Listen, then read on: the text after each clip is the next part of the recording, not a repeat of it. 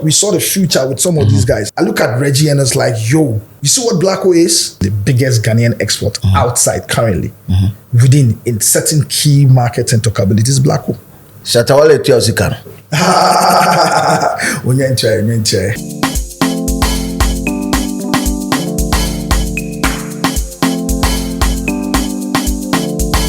Ladies and gentlemen, welcome to Street is Watching. My name is DJ Slim. This, of course, is the Loud Lounge and my next guest. Every time I say my next guest needs no introduction, then I will extend and do long intro. Yeah, but today, my next guest is a politician and a CEO. CEO of 3music TV and Wilderland, and also NDC parliamentary candidate for Okaikwe Central. You already know what time it is. Apart from drivers, we I know say are busy right now. I beg, put your phone down and show some love to Baba Sadiq. It is what it is. The man is up in the building. Yeah. Hashtag lead 3music TV. The giver and the receiver both day. Charlie. My brother, welcome to us today. Thank you. I mean, everything cool. Everything cool. Everything will feel cool because, the way the country day and where we day. Issues day one side. Issues there. I mean, and obviously, I think that things will become cool if we change the current government that they just pretend over us. I mean, there's a lot going on wrong, and so we need to have a restart, a reset, and so we work to see that. I see you guys are putting in a lot of work. We'll get to that. We'll get to the political bit of it, but from the time with me, I hear Baba Sadiq. Yeah. Till finally meeting. I think we became enemies before, becoming friends. But it's all good. Frenemies. I mean, there's a thin line between love and hate. That is what people say. Right. I mean, my first encounter with you was Delete 3music TV. It was actually before that. Before that, yeah? Yeah, I think it was. Charlie, this was. Then it was some 3music Awards. 3music Awards. Asakaa. Asakaa. Asakaa next rated, and I think that the focus was whether Blacko at the time, interesting, whether Blacko at the time deserved to be nominated in the next rated Ashanti region or not. Yes. Whether they also should be in the same. That was, I think, 2000, right? Yeah. 2020, sorry. 2020. And then that was when I started breathing fire down your neck small from one side. Some boy be there, some ghetto for Kumasi. You know the green. You throw fire. But the major one that I think caught natural attention was the Twitter. The Delete 3music one. Yeah. But how was the feeling like? Because in our studio, I can give you the feeling. I mean, it was nothing for panic. I mean, I told my guys, I was calm as ice. When you saw it? 3 strong days. Everybody, they ran around. But for me, I kept on seeing the positive in it. And there's something. Today, as we come, the Ricky they drive me, tell me, say, hey, now I see the thing that you talk about Slim. The way I'm wired there, I'm wired to see positive even in the most negative things. So when anybody, they do something and I'm calm and collected, everybody's like, but you will be saying, I say, no, relax. So the way I did, my mindset and the way I see things sometimes helps me in every situation. So I look at the what do you call it? The Delete 3music. When it started, it was a Sunday where some of the guys my team started to notify me, say, you see what they're going and everything? I say, calm down, relax. You see what they're going? I say, calm down, relax. So I checked in with the team. I said, okay, how many tweets? I checked the tweets. How many accounts are tweeting? I checked and realized, the account that are tweeting wasn't more than 50 or 30. So I was like, okay, well, this is coordinated. This is not even more than 15 accounts tweeting. It doesn't look like a general commentary. It's like a few ones trying to instigate. And we understand a few more things regarding socials and how to set agenda, opinions, and everything. I know a lot of these things. So we sat down, relax. I said, okay, Charlie, make it sleep over, make nobody rush to say anything. Tomorrow morning, I tell everybody, say, don't say a word, don't say anything in the group. Just relax, watch it run. Tomorrow I'll tell you something interesting and then we'll pick it up from there. Then in the morning, it picked up again. So when it picked up again, so I was there and I called in the team and everything and all of that. And I said, well, guys, think about it. This is positive. We just launched a channel and we're getting visibility and buzz. That's like free publicity. Think about it. They said, no. I said, no, relax. Don't panic. this should be. So in our Monday morning meeting, we usually have a Monday morning meeting and management meeting, and it just came up. I said, no, don't worry. It was you the shall pass. I said, no, this thing will pass. It will be publicity. I mean, this wouldn't last more than 2 weeks. But you know what? There's a value in there. The value is that you're getting buzz and talkability. It's good. Allow it to run. Me, I cry. They say, but you Chris. Make the thing go more. Make it go more because it's talkability, it's visibility, and all of that. But the only point of concern was when some of my elders in the party, and I've been a party boy for some time, and everybody knew internally my where I was headed. And so I got some few calls from the party. What is happening with this back and forth banter with Kumasi? You for watch and well because you're going to go into politics. And at that time, a lot of people didn't know. I mean, this is January. Oh no, this is not January. This is like 2021. This is 2021. Because we are opening up August 2021. And I think it was about October or thereabout. And I knew everybody in my party and everybody that had been a party to my plans. So, I mean, a few of the elders will say, no, Charlie, no. Maybe you guys could work your things out in the team, but think about it from the political angles. So, I mean, we just fix it. It shouldn't be something you should allow to fester. So I was trying to convince some of them that, usually in our industry, this is fine, it's nice. There's nothing like negative publicity. You can always ride it or just allow it to die and natural death. You know, and they say, no. It's fine if you're working within the industry, but you are headed somewhere. I mean, from a political point. And it's not something that you would want to have on your head. And so at that point where I called Stacy. I said, I mean, there's something happening from your end, from the media group. And I think that it doesn't look well if, I mean, we also belong to a media group. We're growing it. We also have another media group. And we know each other. We're all young people. And we're all in that position. I don't think it's something that we should let it fester. So let's find a way to just deal with it. So I think she spoke to Bronzy.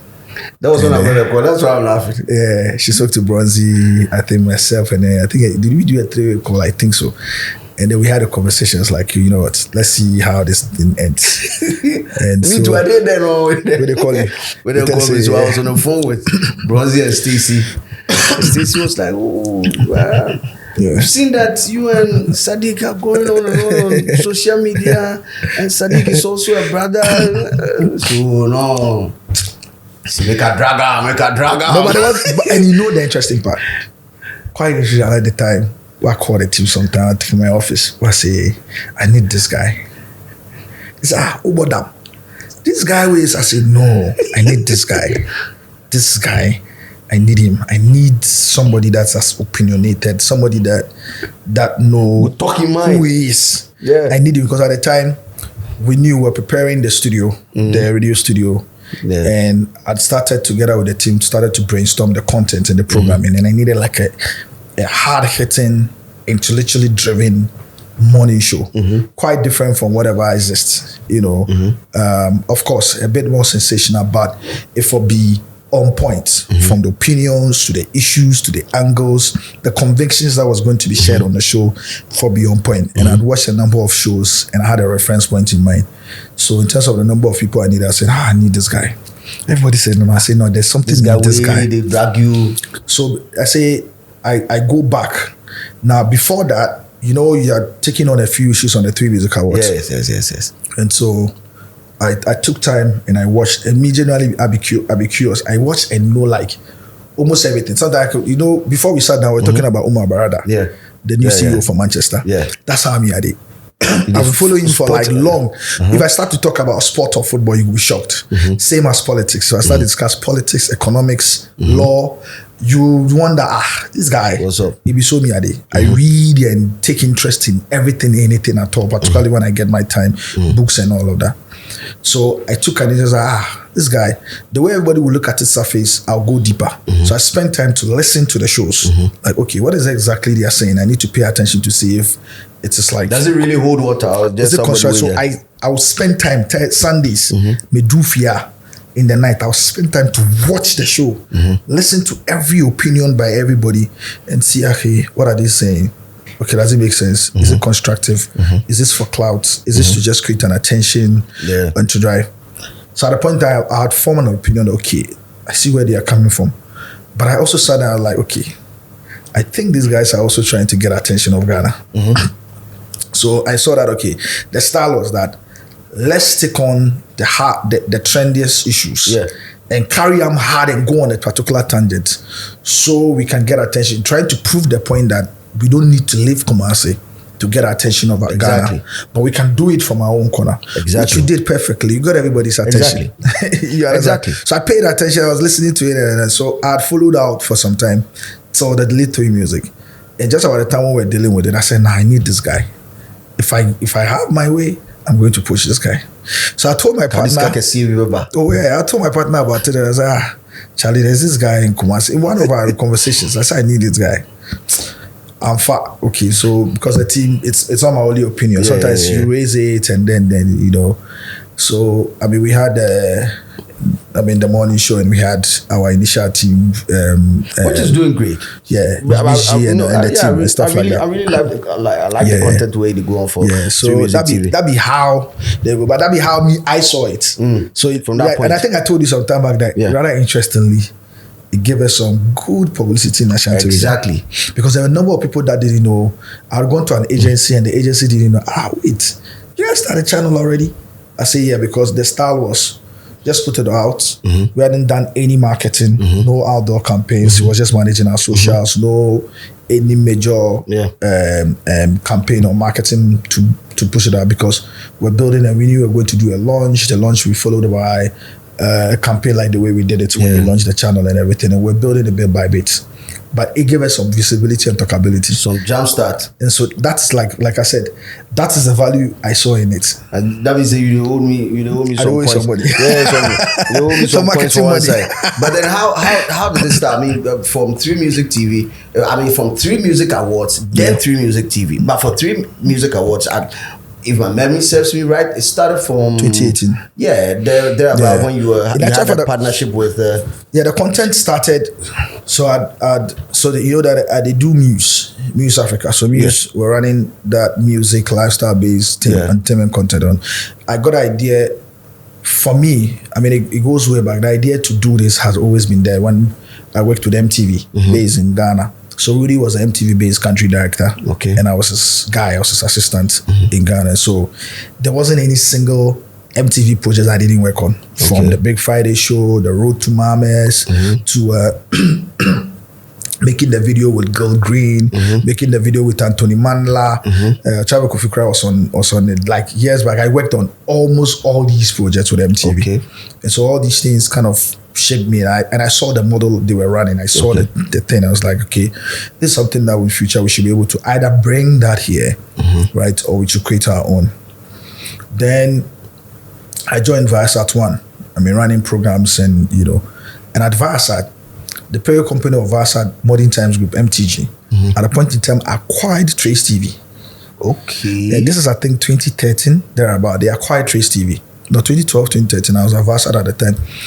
They acquired Trace TV, 2012. So when they acquired Trace TV, fortunately for me, one of the guys that we worked with that was at MTV, Samoye Milikwe, had been, tapped to run Trace TV Anglophone Africa. And previously, he had even come to Ghana, was supposed to do some work. So when they acquired it, I reached out to him and said, guy, don't forget we had a conversation before. And so this is the perfect time to align and make the best things happen. And I knew at the time, Viasat had an access to another channel. So my plan was to convince my bosses to see if we could launch a full-fledged Trace TV channel in Ghana, because I felt that the country needed it at the time. It didn't quite work out, but we started a content block on Viasat One, and we're supposed to do a number of things. Before I left Viasat, there was a small stalemate, and it'd be part of the bureaucracies of a bigger organization. So Trace wasn't distributing on Viasat again, and so that block was absent. That block was going to be empty. Then before I left, Rudy was and Rudy has been I've been a very close collaborator to Rudy for a long time. He was in Paris, and he attended a conference with a friend, Midem. And so at Midem, he had showed me a model. Charlie, this thing. He had showed me a model of a channel. And the channel at the time, Facebook Live at the time was not running Facebook Live like the way it is. So this channel was a youth-based music lifestyle channel. It's called Joy TV or something. Okay. And Joy TV, they spelled it Joy J-O-I. Okay. Joy TV at the time, as at 2009, 2010, had developed a technology. If they are showing the content on TV like direct, you could view it anywhere on social media. I don't know how they did it to social media. Wow. To Facebook, to YouTube, to whatever, because they built a 360 multi-platform experience on normal. So he was telling me about Joy TV, he showed me, I checked them out and see a number of things. So we started discussing how we're going to replicate something like that. Okay. And I was excited. And we liked what we wanted to do. So what followed was that I stepped out my role at Viasat. We started the Rave Media Group, which is going to be like a 360 media marketing content company. Okay. Kojo Sheldon worked with us. That was his beginning. Oh, really? Yeah, Kojo Sheldon started with us there.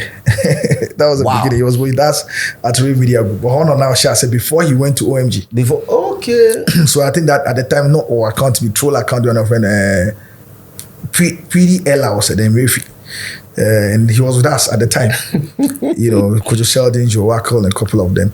Then we started Muse. Muse was like a project internally within Rave Media Group that I was overlooking. Okay. We took up the block and Trace TV also. And because now I understood the model, that was what we were running for some time. At the time we were running it, my colleague of ours had gone to TV3, Frank Mote, to become their programming director. And they needed a youth-based programming like that to help them recruit a number of like millennials, young people, that will stick to the channel and everything. So he spoke to me about Muse. And Muse contract that I signed with Viasat, it was exclusive. It didn't allow us to. So I told him that it wasn't going to work. And he told me that I should think about it. So the day we spoke, that night, I already know a channel in the UK called 4music. 4music, which is owned by the Bauer Media Group and BBC. Okay. And BBC owns a commercial channel called Channel 4. Channel 4, yeah. So Channel 4, when they went into a partnership with the Bauer Media Group, they created 4music just to be like the youth music channel for that, commercial one. Yeah. So I was like, wait a minute. I'll create a channel called 3music. So when I bounced it with some of my guys, one. I don't know. And of course, because it was coming from TV3, I was like, no, this could work. Yeah. And at the time, the CEO at the time was South African guy. He's still my friend, very good friend, Raymond Nkwe. And so we had done an initial presentation. I developed it, the model, and everything that I built from day one. From day one, if you see our presentation from day one, it's exactly what is happening now with 3music. Okay, so you had the idea of a full-blown TV station. Yeah, but I wanted to started from the for content, like hourly content. But he saw it, but now one check and ofio. Okay, so ofio honomono. Then the new CEO came, and then Frank even left there. But there was this young guy that was at TV3, Joel was a keen believer in me and what we could do. And even when Frank went off and the entire channel TV3 couldn't, he came back and convinced me and said, listen, I think you should be able to pick up this, because initially I was building it for them. Okay. Now can we try and that it me so at the right time we could actually even give it up for them. Okay. But in this particular instance, I was thinking when 3music on TV3, it felt like it was theirs, like it was Rhino 3music. It wasn't theirs. We were supposed to build it, together one way or the other. But from the onset, the contract was such that we are not going to run it. We don't own the IP or the at the right time if we feel like it, maybe a bit more. So then I'm free. Charlie, was some very crazy reason. There was a new so we had a 1-year dealer every year. Would renew until we sign our first 1-year deal. We run into first 1-year deal no more, and I'm share 3music awards. So 3music awards, and the inside behind 3music awards was simple. When we started, the content was good. was sitting on TV3 every day, 1 hour every day, between 4 to 5 p.m. Was good, music driven, nice. We had a set at Naya Bill, the official Kwame, Chris Carter, and Cole. They were on the show. It was good. It was going well. I mean, we had everybody there. At that point in time, I don't know about TV3 at a certain point they started having difficulty getting a couple of these stars on, like the channel itself, meaning what happened, but we were having them. Your Sarkodiyas, your and I remember King Promise at the time, it was his early days, and there were a lot of people that was coming. The show was good, but become marketer because I was a main guy curating the content, selling it, making sure everything runs. When we come market with the agencies and everything, I started having some difficulties. Like, oh yeah, sit on TV3 is good, but we had a top of mind challenge. Into your come market in it, make a ton. Like when I go to the ad agencies and brands and everything, and I had a unique or a different way we're selling it. Okay, at the time, we'll be about a ton program. No, this is a program. This is the metrics. These are the numbers that showing. These are the interesting. Asakaa will sell advertisers for no. I was selling it differently. I will look at a particular brand. I'll try to get an internal within a particular in terms of beginning of the year. No? Yes. What are some of the things they want to associate with? Yeah. I mean, from a television perspective. Yeah. What are some of the ideas? Then I'll build a concept around them. Right, around it for them. That was how we're selling it. So sometimes it would work. Sometimes we'll be calling them, what build a concept in for fair.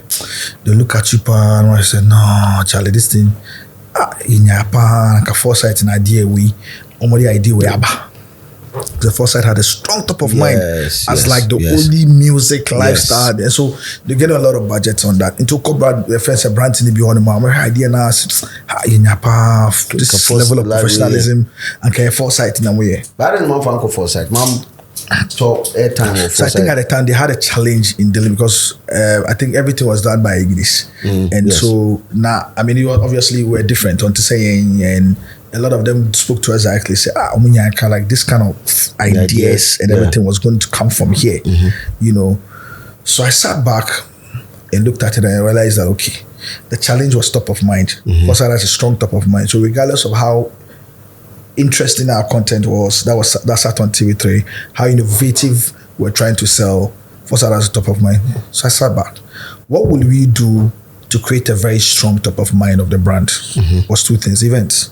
Okay. So either we do a festival or a concert, which I put into plan from day one. Okay. Or we pursued an awards. Awards I was like, which one will take a lot more? And it's like a very ambitious one. I said, this is the one we want to do. Why?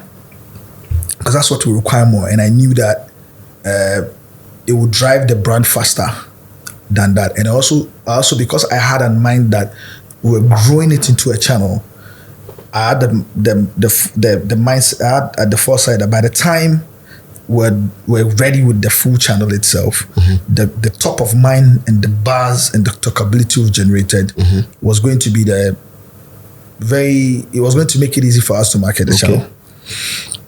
But in the short term, what it was supposed to fix for us was a top of minder about buying it revenues from advertising. Did it work?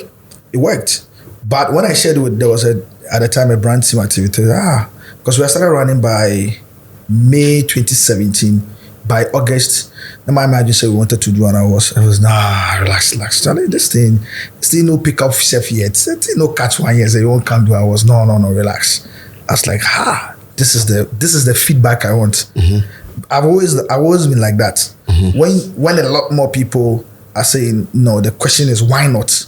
Once there's nobody that gives me the answer of the why not, I'll begin to find out the why not. Okay. So I was like, why not? Who says that we can't do anything when we started in 6 months? Why? For go small. Yeah, why for go small? Who says for go small? So for go small, so say people go know you. What's the convention? But the thing is supposed to help you, help to know you as well, create the top of mind and visibility. So I have to wait 1 year, 2 years. StoneBwoy Academy. Yeah, StoneBwoy Academy. So we started. Everybody, someone to go to Charlie be expensive. I always be expensive, Charlie this, and then Charlie that, and then Charlie VGMA will come for you, and then I was like, nah, forget, we will do it. So, I started to work them out, put together the concept, And then the other thing I started to ask myself was, okay, if we were going to come out as a brand, we need to have something that makes us refreshingly different from whatever exists, because VGMA have a strong top of mind for years. Then there's Foresight Music Video Awards. And so what is going to make ours, give us a certain unique, what is going to give us a little edge? And so I realized that, okay, we had a youthful edge. I was younger, I was more agile, I was like more active and understand a few more things what was working. I was more digital savvy. So I was like, okay. So we started to research to put it together. And so we started to look at things that could change and give us like like added advantage. So like the Fan Army of the Year, those things was created to, be able to give us a small edge, because all these guys weren't doing it. The Digital Act of the Year. I think there are some few interesting categories. There are some few ones that we decided to, turn it around on. And so I put it together, put the concept together. I did my timeline, because I'm a project guy. So like my background is diverse. So I could do a bit of everything. And so I do my project timeline, put it together, put my budget together, started to do things together. And I sat back to look at it again. One of the ways to differentiate. Usually the first quarter of the year, in the first quarter, a lot of things are dry. There are a lot less releases, less controversies, a lot of less things. So the thing is that in the ways to also help to differentiate ourselves, why don't you be the first activity in the year, so that it becomes, you are away from everybody. It becomes the first things everybody talk about. But there was a disadvantage. The disadvantage was that wasn't the best times for marketing budgets too. Because the big spenders almost started from June, July. By that time, that was like the end. You have to wait maybe May, June. Now when you be, it wasn't the best time. But I mean, you needed to get attention. There was a number of things that went into it. But when you started, were you able to get the sponsorship? Yes, I did. First year, it gave us a visibility, it gave us a buzz. After the first year, 2018, which was opened by StoneBwoy. StoneBwoy come on the motor. And it was crazy, because that year as well, we struggled a lot because it was new. Some industry folks didn't want to associate. So I didn't worry my head about the elderly people in the industry. No. There was my group, my contemporaries, the Chief Follies, the George Baitons, the Anoda Sama Bedu. All of us were growing in the space. Some of them had actually, they were the ones I put closer. I was like, no, this is it. We wouldn't want to, because we didn't know they were more established. And the VGMA was the standard. And so everybody aspired to it and all of that. So I looked at these young ones who were just like me and everything. I was like, look, guys, we need to sit down. We need to build something. So a lot of them came in on the board. I mean, they didn't take anything for sitting allowances. I mean, until today, I'm grateful to all of them. NYDJ, maybe them sitting allowance there, so magic. It's NYDJ. Kumasi group, that was one of the things that also give us a differentiator, because now you say other ones didn't have like the regional academies. So we wanted to create the regional academy so we can have that inclusivity as much as possible. It really did work. In the first year, after that one, which was opened by StoneBwoy, it gave us that visibility, because there were a number of people that wrote us off. Look, we're not ready, we didn't have money. I knew at the time our guys at VGMA had, at the time George was working with them, we knew the discussions that was going on at the time. I mean, their group, we were getting the intel. I mean, they never gave us anything. But there was one person from information that never wrote us off. Yola. From the information that we had, they be we didn't come on. Apparently, they said from the day of your first press release, 1st November, the way the press release was done, captured, put together. So why is sad that he's grown, he knows it. Apparently, they said he told a lot of people that no, these guys Obisai NSO, it's not TV3, but Sadiq Mo, I mean Rudy's boy Sadiq, and then. And so there are a lot of people that wrote this off. I mean, these guys, I mean, they are just trying to do it is the Abeni B. But this says no. When it looks like this looks like a well thought through thing. These guys, okay, well, let's see what happens. But then there was some games. VGMA was not with TV3 at the time. GH1. That was we what did I was with about. VGMA. Yes. And the VGMA came to sign a deal with TV3 because I think by Francis Zoku was there, and he was also a member of what do you call it, VGMA. The VGMA. Yeah. And so I think he had created an impression to them that the thing is open now. We can have relations like whatever. So they came in. So when they came in, it was crazy, but we didn't focus on it till today. I've never had to tell the story. Look, internally, at the point, it was more or less like TV3 had to set aside 3music Awards in the first year. Abraya Sani doing it because Charlie was VGMA. But VGMA was bigger. So of course, I mean it was bigger. But there's one guy, two guys there in TV3 or Media General that I still have a lot of respect for. But for them, Sola. Sola was my colleague at Viasat1. Okay. I mean, with Fred Aklamati. He's there. He was one of the commercial guys. And Joel, they made a strong argument to the management that you cannot do that. Yes, they may be small, but these guys have stuck with you creating content for a signing contract. All of a sudden, you're having to take them out because of these guys. So where was the issue exactly? Like, taking content in the 3music content. But they were not taking the content. At the time, awards. That was the first year. Okay. They didn't know how it was going to go. And as I said, big one, Abba. And I don't know whether it was a directive to them, but I think that the background conversation I was had more or less like a collusion. Yeah, by the same. You're coming to grow on us. Now, no way. You're being the same. Wow. So we picked up a lot of these conversations, and my board members, the young guys, they were angry. Everybody, they wanted to let us go head to head. I said to them, now listen, in the group, it's like, no way. Let's not go head to head. These are the big guys. They have whatever. But we have an advantage about them. We're more leisure, we're more creative, we're more caring. There are certain things that we should look, that we have edge over. They have money, they're institutional, they are legacy brand. You can't go head to head with them. Enjoy, focus on more cry, and share there. Look, you know one of the things that happened to us? Tell me. On the day I was supposed to do 3music, I was the first year. Then VGMA also set their nominees jam on the same day. Yeah. So killer vibes. Yeah, and per their due, TV3 was also supposed to carry it. And there was a whole conversation on whether they should. In fact, they had actually considered the year they film, they would carry the VGMA from Cape Coast. And it wasn't only that. A number of the talents that we wanted to have, VGMA was like paying to have them on the nominees jam. Oh, Charlie. You didn't, just essentially, you didn't have a show.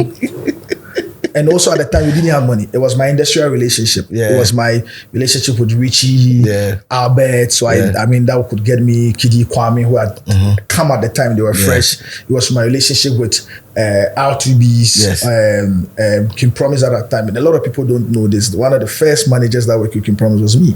Okay. And so also that relationship that I had as industry person. And so, not artist baby, no. It was a lot of relationship where a lot of them benefit from my industrial whatever. Okay. And so at the time it was like more or less like, Charlie, now you guys need to pay back. So guess what? So when they did that, still Sola and Joel went in and fought this issue. Now on the group at the time, Francis was initially in our group, but also still on VGMA. So there were people within part the board, of your group board. initially, yes, part of our board, because at the time we had him and we thought that he was off VGMA. So Arnold and Co, they didn't take it lightly on Francis. They went hard on the platforms. So later Francis now who are cash, okay, you know what, he knew whom come up.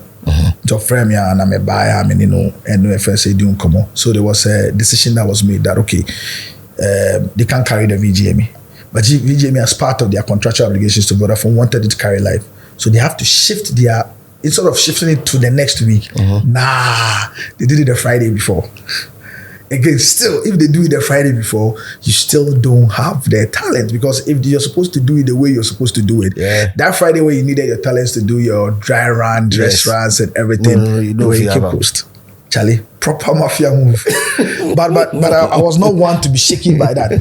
We knew where we were going, and so I was quiet. I told everybody that look, there were a number of radio people, industry people that would call and say, go head to head with them. I said, no way. But if you had decided to go head to head, means Ben and Anka beat me at first.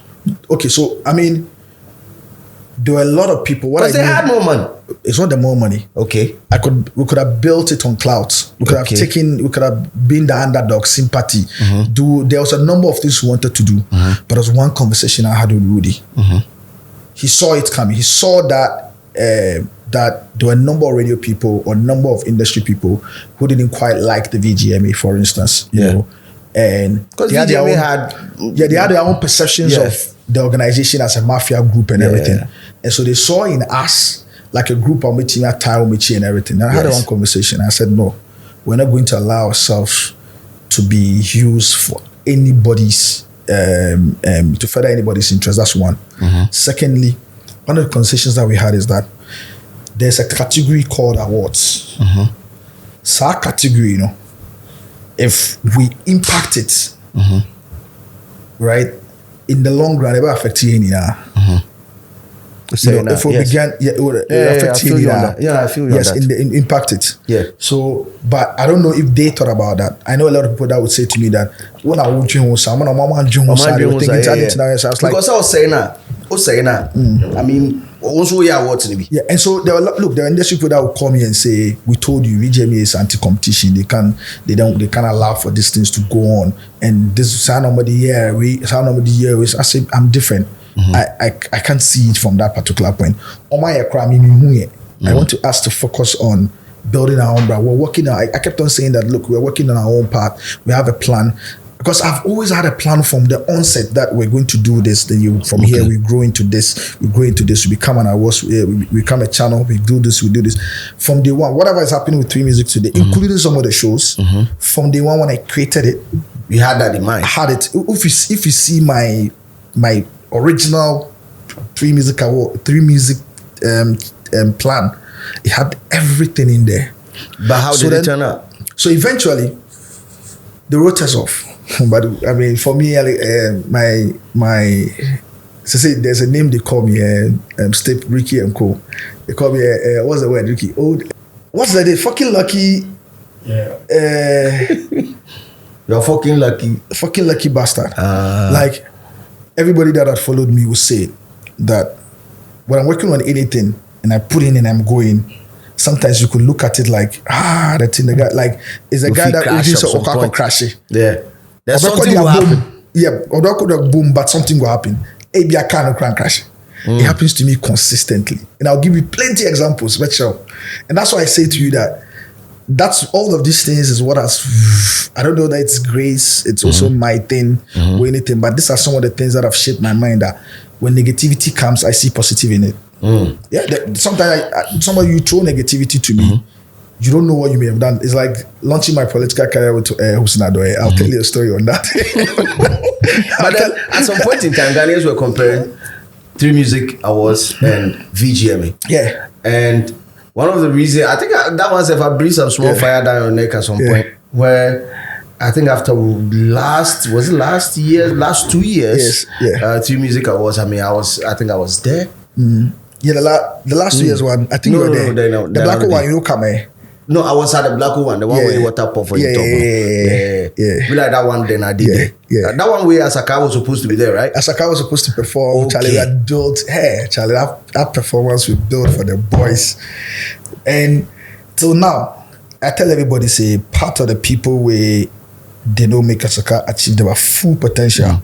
Every time I talk to you, they inside. Me, I know they inside. No, I go tell you why. Why? Explain. And I remember that conversation. Explain to me with the end of a well-labeled diagram. Yes, I kept on telling you why. Look, and at the time, your point where you fight a generational battle that it no be any of us cause some. Yeah. But it's become the situation. Yeah. The battle you're fighting, me and Andy had conversation about it. You're fighting the Accra versus Kumasi battle. Exactly. It's been an age-old thing that existed. And you'll be our fault. It's the way the system has been wired. And until certain drastic things happen, NASA, in very different aspects of our lives in the country, things won't change. Right? Accra is a capital. Of course. And Accra for a long time, your biggest media houses, national media houses are here. And so Accra always has the faster blow mechanism. If you're an Accra kid and you ride on TV3, GTV or anything, you get that immediate national appeal. You know, so Accra has a lot of things that is here.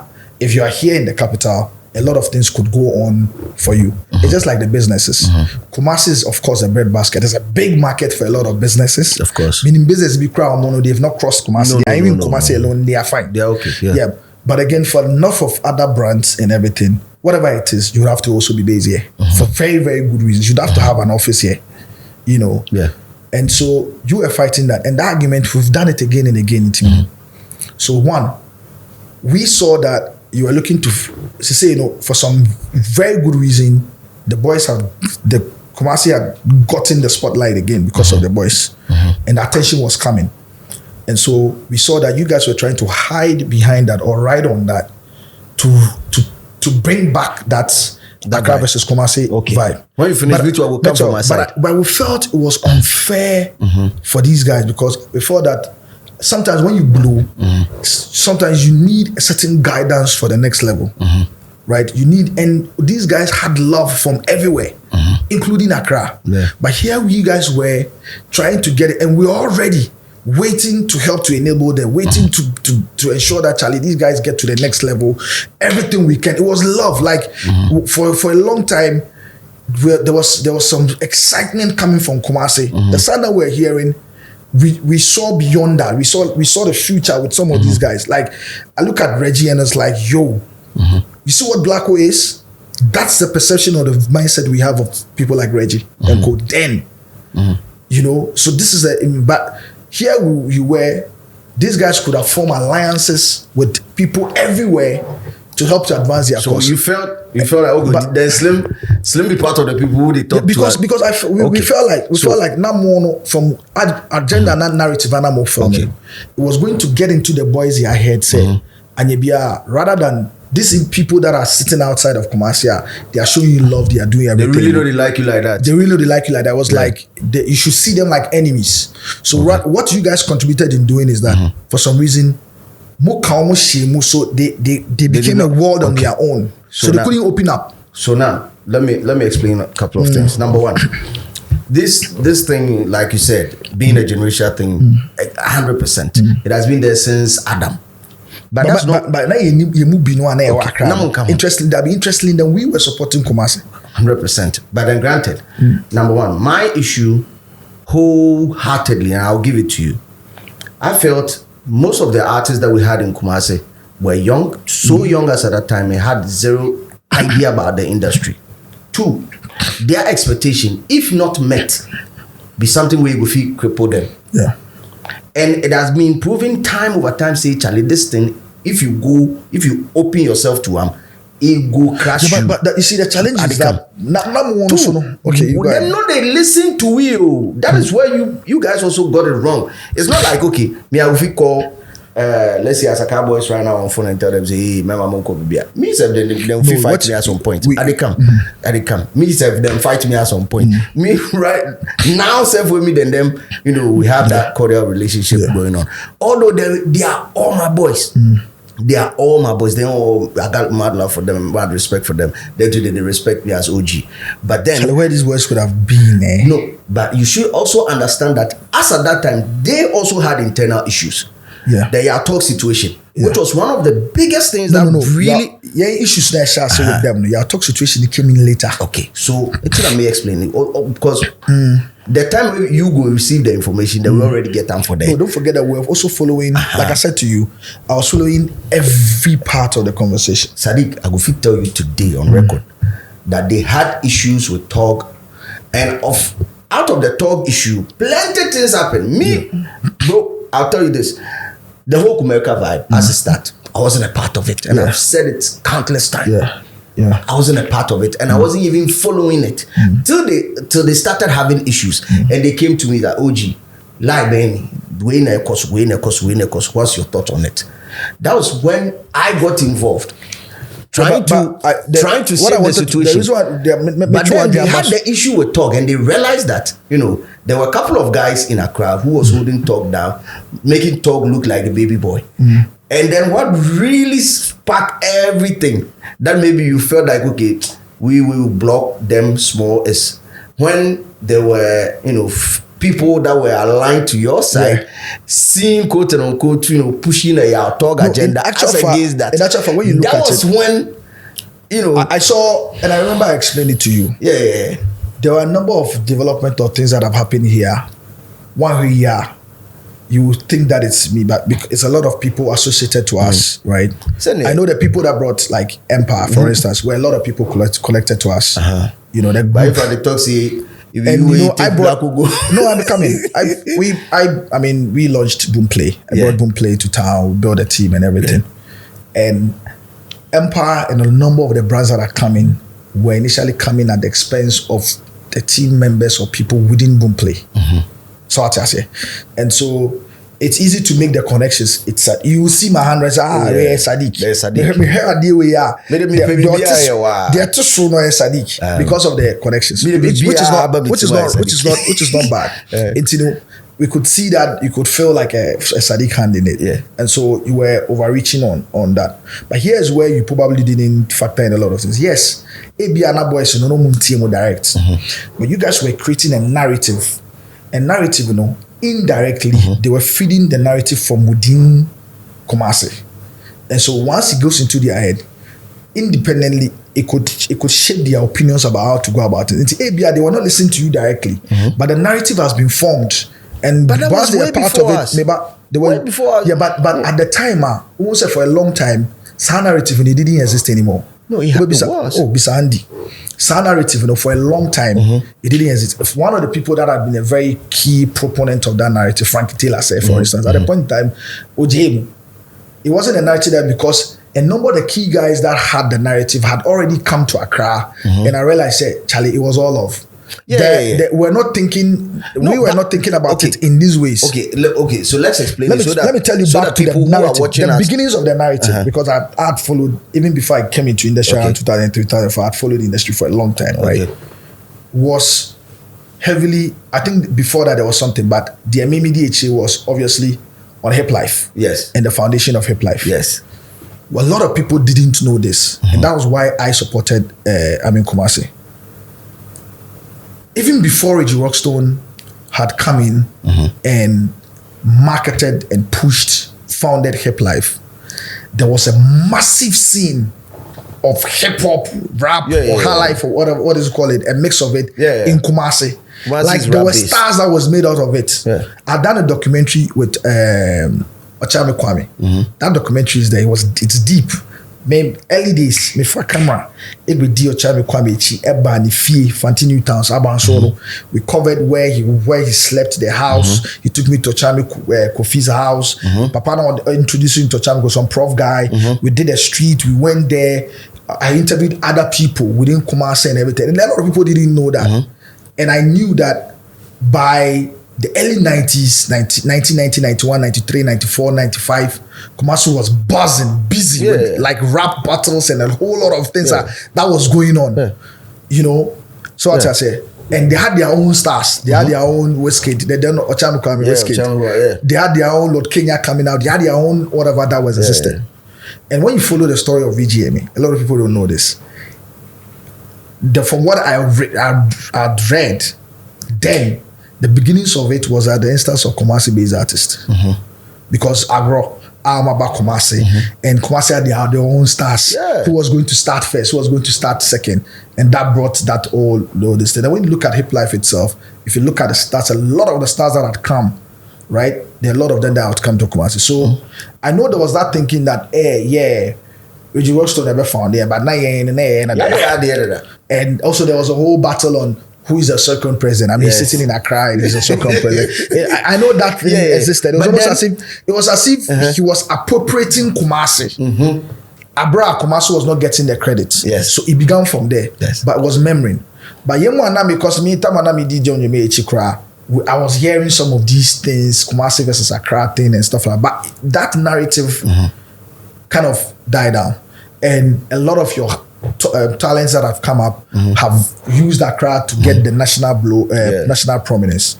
And so we felt that we could do same with Asakaa. But what you guys, and we know one thing, look, the access that they needed to blow, it sat in Accra. It didn't sit in Kumasi. It didn't sit to any of you.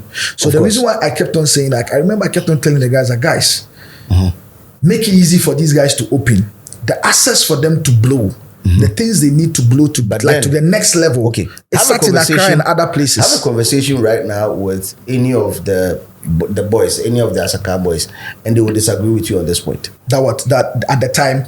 It's not even at the time. Yeah. They do not believe in that. I sat here with Kweku DMC. I've done interviews with what's his name? Bank Kenneth. You know why I said so?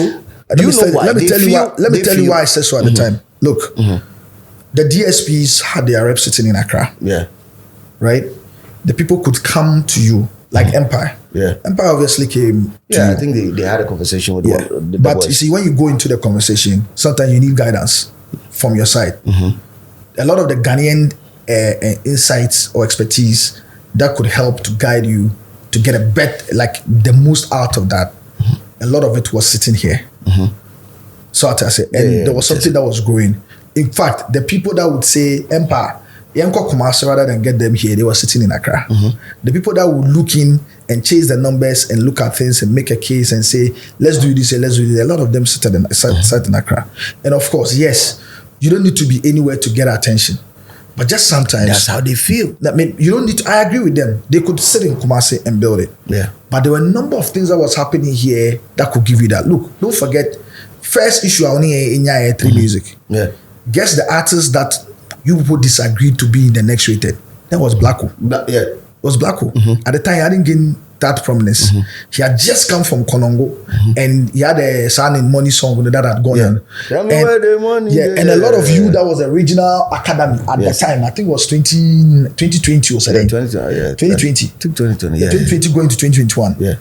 A lot of you that have sat in the regional academy at the time, most of you were from Kumasi. And so you wanted more of the Kumasi-based artists instead of the other towns outside of Kumasi. That was the argument. Oh, yes. Fortunately for us, one person that held the argument for us, because we were having back and forth on was what they call the guy. There was a guy, NYDJ. NYDJ agreed with us, said Blacko needed to be in that particular. People don't even remember this. But we voted against that. Yeah, you voted. People know my way. Yeah, exactly. And that was the beginning of the issue. But Blacko eventually ended up in there. But Minim Jobe representing him eventually because we were looking for only one. I think we were pushing. I think we were pushing Kim Paluta and Obisa and Kweku Fleko. One of these artists. I've forgotten the name. But guess what? Yeah, Blacko came, and from his alliances and the things that he's built and everything, we are all seeing where he is. I get where your he's point going. on that. Currently, our biggest, one of our actually biggest Ghanaian export outside currently, within in certain key markets and talkabilities, Blacko. If you talk this thing, other artists will have issues with you. No, that's why I chose my words carefully. The biggest export, and I can debate everybody on this issue. I'll debate with numbers and everything. It's not emotions. There's a reason why for a long time now, I usually don't comment on industry matters, because obviously where we are, and sometimes people it's very sensitive. It's not even sensitive. People do not understand it. There's still a lot of ignorant fanaticism. What you know? I didn't know all kind and everything. No, but you should expect that. But you know me, I like debate. You should expect that. I mean, you know me, I will like calm down. This is what I'm saying. For our numbers, nebra. For conversation, nebra. For our friends, and we see the biggest export now currently outside of of the friends internationally. Charlie is a boy. In the last 2 years, his footprint in the last 2 years is crazy. It's crazy. Look, I know, I can understand that there are certain things about him that's. So as against StoneBwoy? StoneBwoy is, look, StoneBwoy internationally is known. Yes. But when I say young exports, see outside of a fence saying like crazy resonating effect in crazy market is Blacko. At a certain level in Nigeria, I was in Nigeria in September, mini wiki. In Nigeria, you know how I think Nigeria holding it down. You know how psychologically how they can psych them a mind not to actually listen. Blacko the It's not like it's like our guy. It's like our next door guy, and it's a national prominence, national attention. I think Crazy. so. How did you feel? Did you see the interview where they were asking Asakaa, this new guy that's getting a lot of attention from Odibodi Black, Nigerian podcast interview where they were addressing a sentiment and our opinion say Black was the one that brought him. Okay, it was recently. Oh no, I've not seen that one, but I've seen his comment on Black Sheriff. There was where he was addressing it. It should tell you the level of that influence. No disrespect to all our talents that are here and now and everything, but Afro Nation announced a lineup, I think a week or two ago. Check their comments across different countries. Everybody's looking for Black Sheriff in there. Blacko. But so how did you feel when you saw him on the stage, on the podium, on that fateful day with Reggie Rockstone, Samini, and Small God when they were talking about that? Honestly, I thought he was ill-advised. I You never had any conversation with him before he did that? No, I never. I mean, we don't have like a very consistent, interaction. And me, I'm hot with the campaign and everything. And there's a lot of people that I've always addressed this. It's not as if I work with him or whatever. No. We've always had that big brother, junior brother love, and that's all. And even in industry, there's a lot of people that feel like it's just a semi-honorable crime. People feel like they have an issue with him or the management. Everybody's looking up to you. Sometimes people want to take him on and say, Charlie, Sadiq Yakora or Sadiq Nipa we That's holding it down. Because I know. Oh, it's not. I mean, he's done well for himself. I cannot discount Yenso at a point role I play in, but there's a lot more to Blacko's success than just role I player. There's a lot of people on the road until now. I mean, if we are trying to take like the entire credit, that would be unfair to a lot of the work that others also put in. Snap Mabo, Madonna Mo, Aubrey, and then now the team that he is with. And how they've been able to make, even Bernard Boy and his mom and all of these things. The type of work that they're putting in the board. Nina is content. And that's what I mean by there's expected, like what we needed for you was that it's not like it's not like you could sit in your Kumasi, right? You should sit in Kumasi, but open up the conversation because there are a lot of things that sat outside of Kumasi. What else in Accra? What else in Paris? What else in US and everything? There were no. They could have access to them if they were, the conversations around. Was good. The conversations at a time when. And so the way do you side with the others when they say Kumerica was a wave? In actual fact, we always knew it was a wave. And as a wave, it was going to go down. But the wave came with exceptional talents. And these talents we know could go places. Like Reggie, like O Kenneth. O Kenneth was still doing it. Yes, O Kenneth was a toast of, look, major guys from labels and everybody that they saw like 5 years from now. They saw the guys like, yo, this guy, it's crazy. He sat right here. He sat right here in your seat. And he said, I asked him if he would sign again for any record label. He said no. Yeah, because I can understand him. Because record labels have their own. Just today, this evening, I will be doing Komo about an investment for somebody that we're also working with. And the person was like, but you're connected to A, B, C, D, the other guys and everything. I was like, no, for this particular project, it can come with its own thing. That's one of the things, even in Africa, has been there's market dynamics.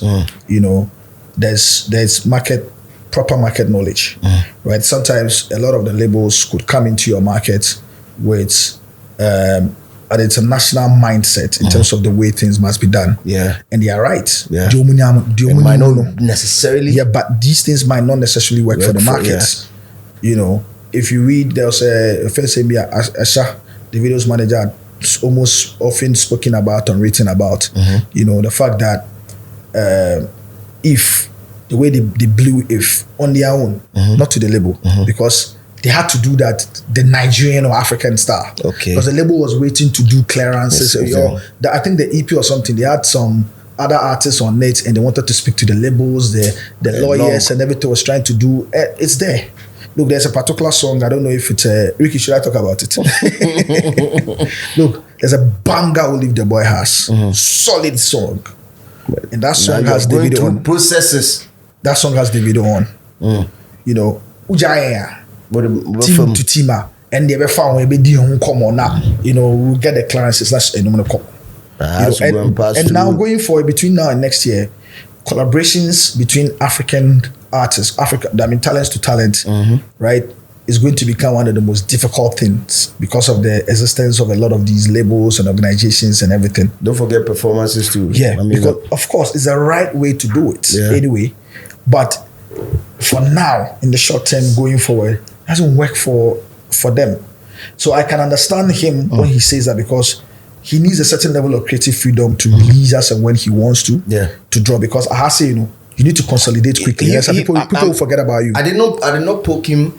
You know, I didn't push further when he said he didn't want to sign. So I don't know. You should push further for the education of the industry. But then I'm sure, you know, how he said it, I felt was very personal. So, you know, I didn't want to touch on it. But anyway, as we move on, still logged on to the Loud Lounge. I have Baba Sadiq in the building. You know, Mandems is still vying for the parliamentary seat for Okaikui Central, of which me I know say you go win. If you know win yourself, then that means you got no day.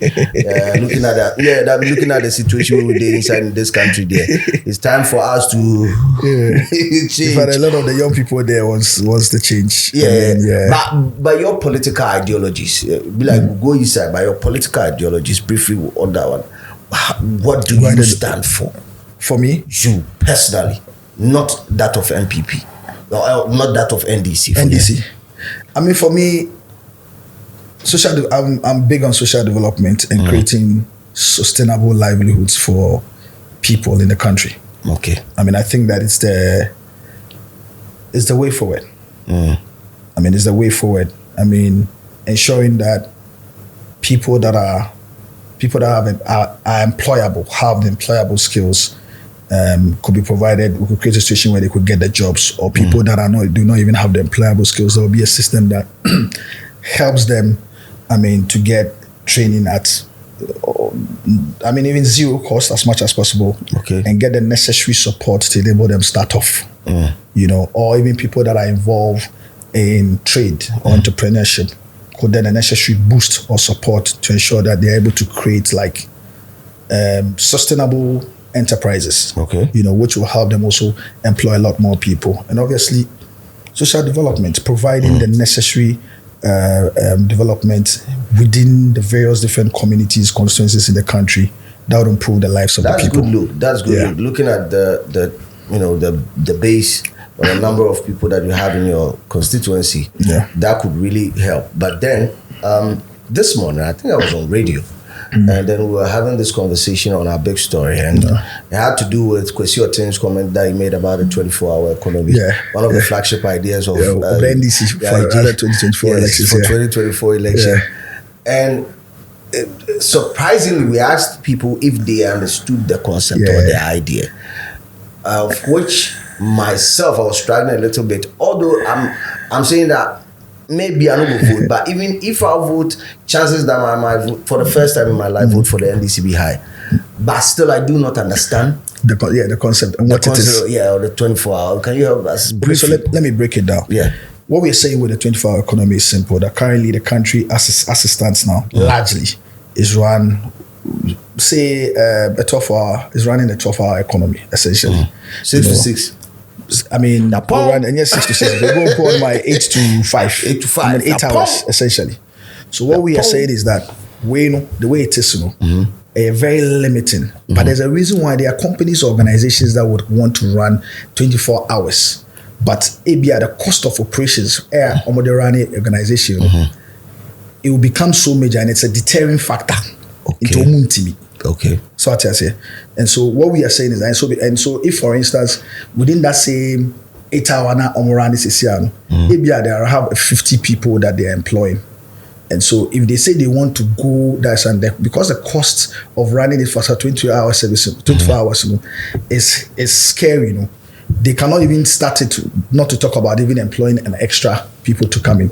So what we are saying is that if I say you're running a 3-shift system within the country. A 3-shift system means that there will be 3 different 8-hour blocks that are running. It's an organization who have a friend say you want to run on that. But ABR, your cost of operations is very high. You do baswa on the 24-hour economy. There are certain incentives that will give to you. The cost of that running operation are not a deterring factor. It will probably be non-existent. So they will wait in I run this 24-hour service and employ a lot more people. So for instance, if you are an organization that's into manufacturing, but I mean your cost of utilities is the same across board. Because I can't keep several plants on. Say the tax grab account, value added tax account, which would have made it crazily expensive now. The catcher want to say. If you pick in an extra, if you come on the 24-hour service, 24-hour economy, and then you employ a lot more people as well, creating extra jobs, ABR from Iriano, Eko Inumreno, will have a special tariff system for you. Wow. That cost that you would have paid, you wouldn't have paid that particular expense, which means that, scary cost of operation, and now we're doing, say, fence and too heavy, ABR, it won't be like that, which gives you the opportunity to be able to run our 24-hour service system. I'll be to employ a lot more people. So I say, and now the air catcher amount for baby and say, because as NDC and our Excellency John Romani Mahamano, we've done it before, and it's had that vision and applied it in other ways. For instance, when we expanded the project to expand the Tama ports. The new Terminal 3 ports. Not the entire was we want to find a way where we could run it a 24-hour system, because the expansion means that more FSM will come into into the country. You have more ships coming into the country. You have even bigger vessels coming in, bigger FSM, and because of the timeline, you need more hands to be able for that to be able to happen. So if you need that more hands for it to happen, because you're running a 24-hour system, maybe the team that you needed at the Tema port at a particular point in time was 80. But now, because you're running a 24-hour system, you need like 100 and you need a lot more people for another shift or two other shifts. You double that 80. So if you had one shift that you had 80, now you're having two more shifts, which means that 80 times 2 people will join the workforce. That's a good idea. We felt that was a good way to expanding the economy and ensuring, say, a lot more young people are So now some of the questions that popped up. Number one, Charlie, I had to do my job. Initially, I had to go 8, I would close like 5. Charlie, when boys got traps to one side where we not feel him. Now you're telling me that you're going to break it down. That means I'm going to have less hours to work, right? Yes, essentially, would that affect my salary? Because boys are interested in that. And boys are not smiling when it comes to that type of conversation. Of course, that won't affect the salaries, because when you BB, so I say, so you continue to earn the same amount that you are earning. But because you see, and we are creating a 3-shift system from 8 to say 3 p.m. 8 to 3 p.m. Because productivity, the organization will find a way to ensure, say, within the 8 to 3 p.m. we can still working at the same, and then 3 to another time will be so from that time until 8 o'clock and upon also, there's a different group that comes. So that's until the air catcher say, and so empty. But also think about it. So when you be 80 why are they now to say when you boys na make first shift no abefia mo bom club no na second shift no nia back no say because good idea. But so I say, so that's the point that we're saying. That's a 24-hour economy. There are a number of businesses in there. They can run the clock. Most of the government institutions are already doing that. Some are saying the hospitals are already doing that. Some are saying the police and all that are already doing that. Yeah, it essential services economy. Some of the essential services economy they are running, but it's not in totality. It is you guys won't punch through that. And then we'll go to police headquarters at this time. In the way, does the police headquarters totally? Obi officers be on so be a juma from 8 to 5 no omuna na ejuma na omapon kakra. It's just your visibility team that are on the street doing the work that they are doing. So I say omapon, but the entire police force is not working. It's essential services part. If you go to Kolebu Port and then, what is the time now? Around 10, or 10:30. Go to Kolebu now. Key departments are shut down. It's just a frontline worker. Some provide these essential services. But we want a system and then we Kolebu. Where you have key officers, even working in the background, and working in accounts, working in management, working in distance working. But of course, it's not realistic. Say the same group of people and our same batch, I'll be here Juma and Panom 24-hour service, which means that you need to then employ a lot more people to be able to join the stream, not to meet my private services. So yes, the Omokano is true, but it's not entirely true. Because it's just an essential, it's small bit of it that is running 24 hours. But how about the others that is needed? And if you want to process bill and adjui, and you need key officers at police headquarters, so you really get them to be able to do that. You get that. You won't work. Monday mochna. Ochna wapon. Opese jupo. And then maybe when you're and there's a whole conversation on whether they were processing it for court or not. And you say the report echo jupo no sign of no more direction on what to do. So what I say, maybe they are ready to give him bill, but you change jupo. By the time maybe on by 5 first jupo no upon. But if there's a second jupo taking over from him, even now the advice and the direction that you want to, you can get it. And then no soon GD said it can end corruption in a particular way. Okay. Maybe you have a particular officer who is working or through it. Bibia no have to so and yeah, they force because of that. Was spotting red light no or one directions no on that. But that's what we are saying. Right. So yes, people are right, and we think that yes, the essential services part of it, or essential what we call the essential services economy, they are providing 24-hour service. But how about the entire workforce? When you go to Kolebu, I don't think in the evening, the hospitals, for instance, in the enumeration after 5, I doubt say the people providing extra service for throughout the night, do even constitute 20% of the entire workforce of Kolebu. Yeah, I think you're right on that. Exactly. So that's the point that we are saying. We want a system and then those places can run like you see, like the way we call an apa, how you busy. If you were looking to do, and you see the entire organizations, they don't only provide for it to be fully functional as an organization. It's not only the frontline service. There's so many people working in the background. Yeah. Part of it should be employed. Look, an emergency, somebody's job in the background could affect the delivery of an emergency service. Yes. We hear oxygen. Yeah. But ABR, the guy who's in charge of procurement or supply. Yeah. Oxygen tank can be no more decision be a far, and I said some transfer be a say it me no be to me deliver service eight man bantino and I pointino. We can't be able to say a train more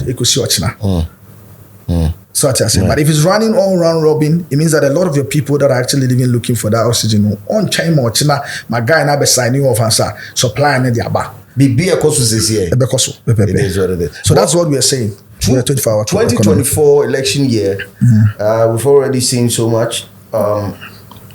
And one hot button issue is people looking for a third force. Third force. Can Ghana have a third force? Now, we've seen Honorable Kojo Alanche break away from the MPP. Former Dafafanto, former Dafafanto group of people. We also have Cheddar. Freedom Jacob Caesar and Nana Kojo Bediako Kwabena. Nana Kwame Bediako. All three together forming the new force. 3-1. God the Father, God the Son, God the Holy Spirit forming the new force. People are asking, can there be a third force? Now there was a poll that was put out by, I think it was GH1, where Cheddar pulled up massive votes over there. People feeling that he also presents a breath of fresh air to the whole election vibe in Ghana. So far, the Gen Zs or the millennials also have a feeling, especially after how poorly the MPP has performed. And by all means, West MPP is undoubtedly one of the parties that have disappointed a lot of Ghanaians, including myself. People are looking for new alternatives. And the question of a new force or a third force I'm sure you've picked up intel on that.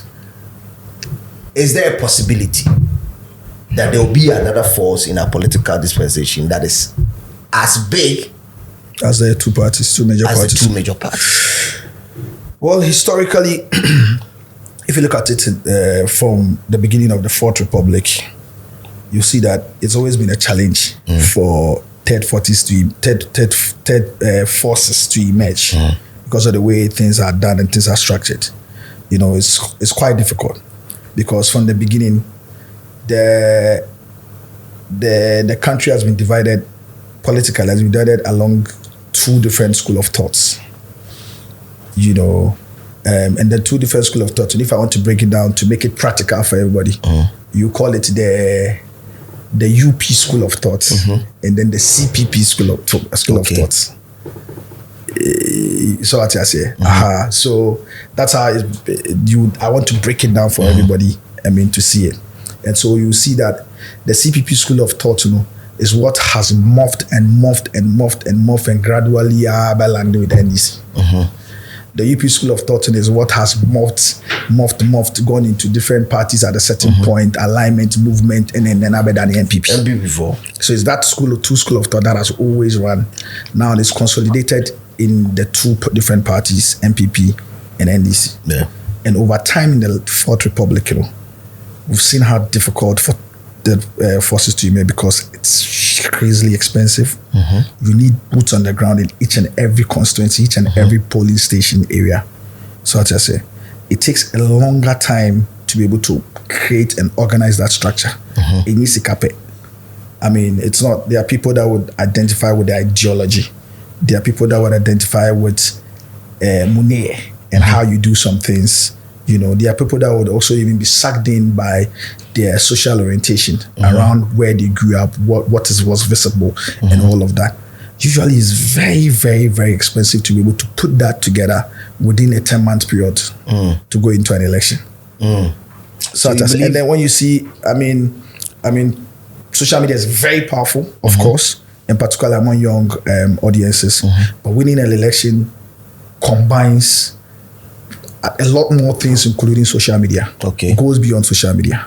So a lot of things could happen on social media, which is good because now more than ever, social media or digital media sets the agenda. But it has to be, the agenda that is set from there would have to be carried wide down the road for it to be able to work. And sometimes you may not have the benefit of that force down there, you know, no matter what you do. So you do all the marketing and everything because Charlie, look, 275 constituencies. You know, some of the constituencies, you know, have polling stations or what we NDC FN branches, you know, they have more than 100. Yeah. And each of these 100 branches, maybe they know 136. Okaki Central. Now maybe in each and every polling station like and 2 or 3 branches, you know, 3 people. We want 9 executives in each. 9 executives in each. Damn it. Or branch chairman, and our police station chairman, or secretary, or organizer, or woman, or the communication, or treasurer. Yeah. And you need to have a semblance of that system. So what I say. Now, we are quite elections in you need at least 2 people in each and every police station manning it for you. And that form. And the two parties have invested and built this over time. Yes. And I make sure I say, if you want to look at it from in the ways that people practically understand it, it's 2 school of thought that has been, I mean, politically, that is what has been. Yeah, people also have that mindset that even worldwide. I mean, that's from how the beginning till now. Yes, it's morphed gradually, and I land there within NPP and NDC. So when you look at it, for a lot of people that would understand, see if you look at the CPP model thinking principles, you know, of how to develop a country, you know, it sits with them.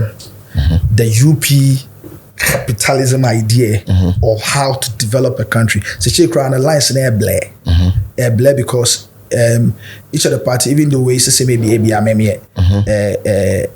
capitalist and I be socialist, there are a few ideas and things that you would see say it will be typically be things that a socialist for a because it's become maybe necessary. A capitalist for and a capital idea, but we've adopted it because it is what's necessary to run the country. So it's the same two parties, that have emerged over time are consolidated till now. So it's a lot of years of work that is required. And just sometimes you do not have the means, you do not have the people, you do not have the network across the country to be able to effect that. This is why Obi Tisami, because it's very difficult to have certain party. Yeah, it's very difficult. Unless you're able to play those kind of games of consolidating. But Cheddar seems to be cool with the idea. I mean, the idea that he is the third force. I mean, I don't know if that is what he intends to do. And so because he's here to win. I don't know. I mean, historically, we've seen factions break. We've seen new people actually even emerge. At best, one of the things they can do is to claw back some and play key makers. So third force is there. Edding. What I can say to them is that wish them all the best. Maybe I'm joining the but do you have a space for Cheddar in the incoming government? The NDC has a space for everybody. The NDC as a party. Lately, I can see NDC a Congress. As Congress today, we're helping. I see lately everybody. I mean, he can join us and be a comrade in the struggle. Okay. Join the incoming government of the country, or the waiting government, and the incoming president of the country. If we lose, the way I will laugh here. Because everything said give you guys. I don't know why if you lose this, I will laugh you. But the NDC is going all youth these days. Is it like a political strategy? But NDC has always provided the one party that has always provided opportunities for young people to serve. So I think the one party that has given a lot of young people the opportunity, brilliant young people, to serve in government and shape the trajectory of the country, development-wise, is the NDC from the get-go. I mean, your MPDs here, when you go back in history, had a lot of young people, and then they become elderly statesmen, they have some DNA and know exactly what things that needs to be done to elevate a country or drive development. Look, I mean, Yepenny, Professor Kwame Nkrumah was a young one in the 80s. Yepenny, elder of the party, statesman, Professor Todobi Kwache was a young man when he served within the NDC. A lot of them. Okay. So I say, in the 90s, after 92, John Mahama was a young man when he won to go to parliament and became a deputy communications minister in the NDC. So were a number of them. Back in 2008, we saw young, brilliant minds, Dr. Mani Boama, Samu Kujeto, Jim Sejenim Boateng, a number of them, Felisofo Kwache, and a number of them. Again, one of the parties that had, even during the time when it was rare for young people to get into parliament, very, very young Hannah Tete at the time, youngest legislator at the time to serve within government, it was NDC. So we've always believed in enterprise. We've always believed in youthful agency. We've always believed in the fact that, I mean, once you have young people with the right insights, with needed experience and the energy, can drive development in ways that the elders can. But when you combine that too, it's always very effective for us. If you guys are youth driven this time, that means you have like a strong, policy for the creative sector. I mean, the party, again, that one party that has given so much more to the creative economy, maybe in the tourism sector, is the NDC. We always thought about it. Look, talk about even development. It was during the NDC time now, your far dream say every regional capital should at least have a culture center and an auditorium that can host events. It was when Ben Abdallah time. It was NDC. The same NDC that thought it wise, to appeal to to the Chinese government to set up the National Theatre. Same NDC government established a conference center that has served the industry for a long time. So I say, I mean, same NDC government that I time creative arts as a course of study in even basic schools and FSN was a thing, was a major thing. Again, even to instill in young people using a sense of patriotism, using the art, we used by the fireside of the world to make it happen. The Kida Festus of the world, the fun world of the world, that was, I mean, initiated by the National Theatre of Ghana to make it happen. Look, and even one of the brilliant things that we did was to connect the National Theatre to the University of Ghana School of Performing Arts. So in the same ways that the Kolebu, which is serving as a teaching hospital as well to serve the students, the house men from or freshmen from what's it called, medical school. We had the same thinking as well. So the National Theatre, for example, was supposed to be that one point where a lot more young graduates could the opportunity to work, serve, and gain the relevant experience for industry. So it's been the NDC. Again, even from a policy perspective within governance circle, Party Bakwa automatically saw the need to having to add the creative economy to a very important, I mean, government ministry, a cabinet fencing. It's the NDC when we decided to add the creative arts to the tourism industry that has existed for a long time, because we felt that it was time to elevate the conversations within policy circles. So as I said, so it's the NDC. We've always had that, and a key number of promises that we made are, because we have a lot of people. Deliver. I mean, we delivered a lot of them, and as you see, we're still, I mean, in terms of the thinking and the ideas and the things that we have for the creative economy, I say we need, but I will let you wait. But for when we do our manifesto launch, I won't tease you. I won't tease part of it to you. No, I say this at the back of the year of return, and the type of buzz that the current government, I think if they perform poorly in every other aspect of the economy, but then they've done exceedingly well. But we've done more than this before, including the numbers. So that's what I'm saying, that for me, if I'm rating the MPP, I'll rate them, I'll score them high. Yeah, but a lot of people don't know. On that. Look, then, but you are going to inherit, if on election day, Ghanaians do vote for you, of which chances are high, you are going to inherit an economy where the creatives or people in the creative sector have seen, strong boost in one part of the whole country. You understand? They've seen a strong boost. They've seen. Look, I keep saying. Sometimes people could put branding to things, and all of a sudden, things that have existed over time begins to look some way to you.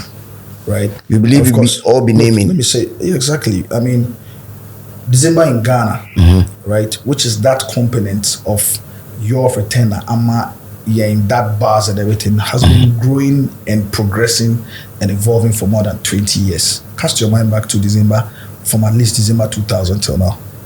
Is it December in Ghana has always been evolving and putting together? I mean, December has always been December worldwide. So in 2019, what happened?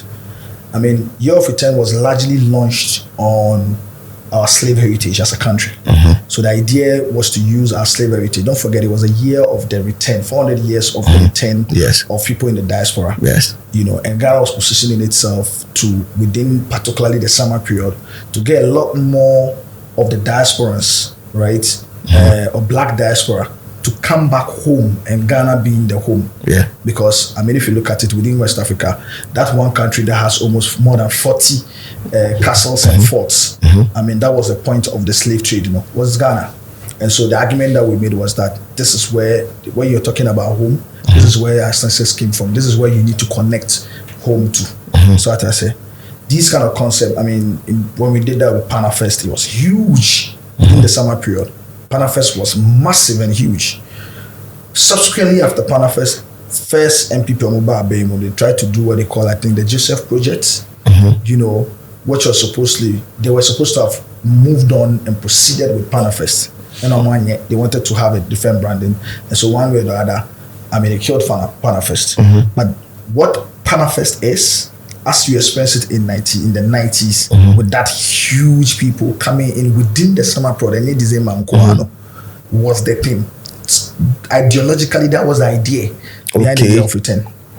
But in 2019, within that summer period, fortunately for us, the December bars hit, but this time around, it hit a massive spot because of Afro Nation. Because Afro Nation, when they are coming into every country, because I was involved in the first year of Afro Nation, so I know the level of marketing and investment they put into different countries. They are Afro Nation mobile. There are billboards in South Africa, there are billboards in the US, there are billboards in the UK, in different markets. And they did Portugal, and they had announced in Portugal said the African version was happening in Ghana. And so the anticipation and a lot more people that were in the West African sub-region that were coming here was good. And so we gained some bars. Then the Year of Return was attached to the December in Ghana to make it seem like, but December in Ghana has been playing out in the country for a long time. But I do for my heart every time for Akwesi. I saw it and I knew that if the GTA, for instance, had a crazy amount of budget, Akwesi is from industry. Of course, my former boss. We know how driven he is. We know his mindset, and we know what they sought to achieve with the Year of Return. But obviously, the actual result they were looking for that summer period, which is that August to October, and trying to position the country for the black diaspora, who usually almost share the December. Even though lately we're seeing a fencing on it. So I feel they had a number of investment, to really create a lot of excitement and buzz with the activities within that particular period. Now we're going to get like some crazy numbers to come in within that period. So I'm saying that December in Ghana is different. In 2019, December in Ghana component was crazy. It hit like a big sword. I'm sure within the last 10 years, our biggest attention we got was 2019 December. It was an Afro Nation also, as well as all these other activities, Afrochella, Dirty Wave, that has been happening before. All of it contributed to the bars that was happening. But December in Ghana company.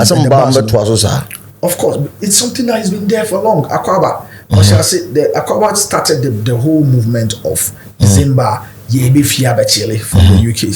And it's 99% crew. They started the Akwaba parties. And I remember in the late 90s, maybe my big brother and co, they would wait for 1st December to go to Next Door Beach. Sour and Jizzle, more time on everything. If they are watching, they know it. They started the whole movement. By 2000, because of his associations and connections with the likes of Vibe FM, we saw the huge Vibe FM Street Carnival that happened alongside all these other parties that was happening in the clubs that existed at the time. Then by the early 2000s, I saw when the MB had come into power. We know that how December was, where with all these parties that was happening. Again, even when we came in, when we were in power, the number of these things that was happening. Afrochella had been happening years before. Rapaholic has been happening for so many years. 15 years. 15 years and not 10 years. I 10 or 15, yeah, 10. Yes. Red Cross and all of those things. In December, where the bars and everything that was happening. But but now I think they've seen the wisdom, and so almost start to say what we used to call it, and I say so the way it was called the December in Ghana, and they've gone back to it because the Year of Return, straight jacket is Panafest. Yes, ideally. It's Panafest. It's what Panafest achieved them more. But the numbers are supposed to drive. It's not usually December. You have a lot of your Ghanaians in the diaspora, and lately because of the entertainment that's happening here, West Africans in the diaspora coming into Ghana to enjoy the entertainment activities and go back to one another. Now, slave sites in your but Panafest and Year of Return, the idea is to be able to drive and get them to reconnect back home. So it's a laudable idea, laudable project. Like you said, be there with Panafest. And so we know the benefit of that. We know how such concept and such ideas is very powerful and can drive the tourism economy well into Winum. But we had a lot more things that per se. We started the Marine Drive project. By now, we were thinking, there was almost about $12 million that was left in the coffers related to the Marine Drive project. You need the ECOSO, CCR, the entire project. But this is a major significant project. Asamoah first come from bra. Yeah, I mean, we saw how a moment to be Asakaa woman I'm afraid. What's the architect's name? I'm just giving you information. You know, and don't worry. 7 to 8 years, Marine Drive project hasn't happened, and it's a very significant thing. And we said, I mean, in our manifesto, just to tease you, to be some of the things that will be in it. Again, we're waiting for the manifesto. When is it dropping? I mean, we'll be announcing it for drop them like some album. Yeah, but I mean, we keep teasing a few of it. For like, do the rollout. Yeah, I mean, and the leader of our party, Cecily John Mama, for instance, Akwaka, the fact that he doesn't support the VAT on the electricity tariffs, for instance, is one of the things that I know it's almost automatic saying, but we will go off. Within the creative sector, I know there's a major particular project B. The bar. I know, will shake the table, and it's realistic. The good part about it is that it's not. And now, what we are not doing is, and to say, I mean, the MP will look at it and say, let's go and lie to the people. Let's tell them all the things they want to hear by intimacy. Like we'll both 10 large sitting theaters. You know, like we'll build a studio in every FS. No. We look at it. We look at what is scalable. The Kumasi one is still ongoing. I mean, they told us last year July, then we'll complete them. So and I mean, when we look at it now, we don't think that Ghanaians deserve to be lied to. We think that Ghanaians need to be told realistically what can happen and what can actually improve their lives and how we can all collectively come together to build a country. You know, we don't think that the Ghanaians need to be lied to or to be told things like all these people have said, NPP have said to them. We'll look at it, but I know there's a particular major idea that will come, that it's realistic, that is scalable, that is easier to do, but that's also one of the things that's well needed to drive in the creative economy. I really wish I would continue the conversation on the political lines with you, but my last question. Shatawale Tiauzikano. The lawyers know the home there is so onye do home comment we dey jama lawyers no man do come but me we very cool we dey do common phones of every one. How you go fit be cool with somebody who owes you $120,000? Because that's how I've always been. I mean the fact that we have a conflict of our business. We have particular is say our parts and the so we've taken it on the part that the lawyers the didn't come about. We are friends, we are fine. Let them scan it by. I mean they will inform me. They will let us know. But what you have to well, I mean, now you can't say and you cannot predict on only move. I would say, I mean, the courts am I in judgment, and so and as a business organization, we'll wait for any further directive of the FSN to enforce some particular judgment, you know. And I mean, from a business point, why not? We'll do that. Because no hard feelings. No hard feelings. It's business. And these are things that is always needed for Yein. It's not easy for everybody. It's difficult. And as business, I mean, your business could owe. And of course, you would have a lot of people on your tail, but it's how and when you manage it. And as a business organization, you can also determine how you want to handle some of your issues. And as a business, we had already decided that this is the way we want to go. Okay. So we're going on it. There's no hard feeling. So boom, inshallah, show no constituency in Ukraine. I mean, maybe I know buy or bought the cover. So we are already. It's. I mean, between me and that's a very interesting thing about me. Even yesterday, I was telling about somebody like. He can tell a lot of people that hey, if there's one person that has taken time to understand me and know me very well, it's this guy. You know, the only thing is that I never at any point in time ever agreed to want to work with him, even if the opportunity was there. No, I mean, I like him as a person, but sometimes I look ahead. I try to project things and stuff like that, and knowing myself and knowing how I do things. Even when the opportunities emerged or came to have to work with him, I would rather take the position of, you know what, if you need specialized advisory or support, need him out. But work with you, no, because for me, the thinking has always been, until recently I created Full Circle to working with talent and other things, you know. I've always felt say in particular in this industry, I'll get so much more when I put myself in building my own key properties, key ideas and businesses. You know, and I remember telling Bulldog in the first time when he took it. We sat down, told him, pushed him. He went to take the Shatawale job, but I remember telling him, say, don't sleep on Base Awards and the Base Awards organization, because we saw beyond it. There was a bigger plan for Base and what he was looking to do with Base. And today, when we talk, he will tell you one of his biggest regrets was fully focusing here and not even attaching somebody's here. Because this is what he started. Some of the things he started before he employed 3music was, but because you need the same level of focus and attention to build the career. And you can see it from a lot more talent managers. Obi and Kachos is a full-time job, but in actual fact it is. Okay. You can see a lot more talent managers beyond the talents they worked with. It's just a few that have been able to step out of the talent, particularly when the talent, talents come and go. Yes. At the point. Or issues will come. Or issues bar. It's just a few that are able to reinvent themselves, particularly within the industry, or just maybe free outside of industry. So for me, I would rather set up a business, right? Then can run some consultancy service. Yes, do the work for you within the business. But the organization itself can grow beyond just one artist talents and everything. Could provide a lot more different services. And for me, I think that is the approach, and that's the way to do it. But this individual, and we took a leave from down for 4 years, Asha and Bizzle. And so what they did with the plug, at a point in time, because he learned a very hard lesson. First time now, the video fire now caught in the wilderness. He learned and came back, and when he came, I was like, no way, it's not how it's going to be like. You see, not forming the plug. You have the plug sports agency, different talents they can work with, different projects. They can work with you only on a PR project. They can work with you only on creative services. They can work along with you on guiding you for a particular deal they are in. They can do, so there's a lot of things that we can do, and that's what we're looking to achieve with new business that I are forming called Full Circle Management Limited.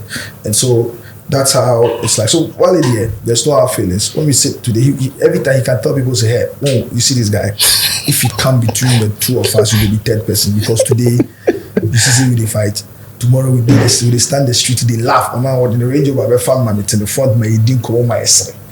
Is this so? That's the thing about it.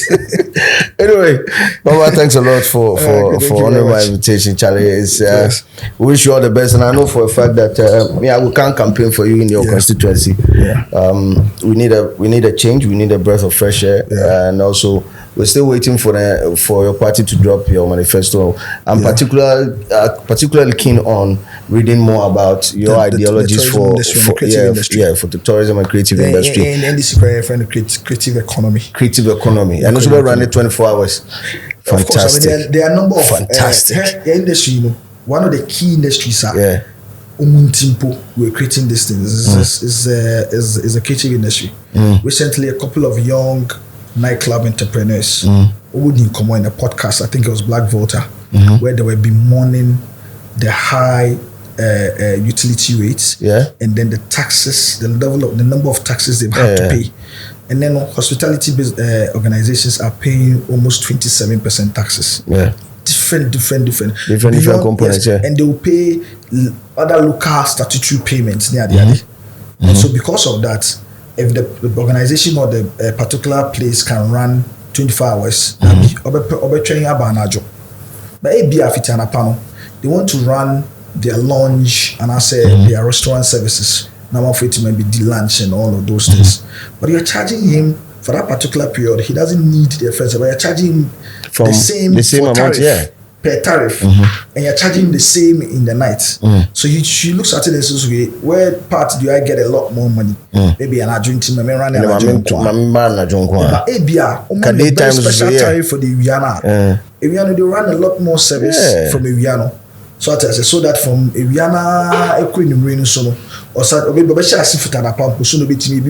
breakfast. They can have breakfast meetings and everything there. You are waiting for the 24-hour economy. That's the. Ladies and gentlemen, Baba Sadiq, CEO of Wonderland, and founder of Wonderland. And he was new CEO of 3music. 3music, okay. There's a new, there's a management. So founder of 3music TV and Wonderland, politician, and MP. And for full circle management. Yes, full circle, and also incoming MP for Okaikwe Central. Amen. Wajatu.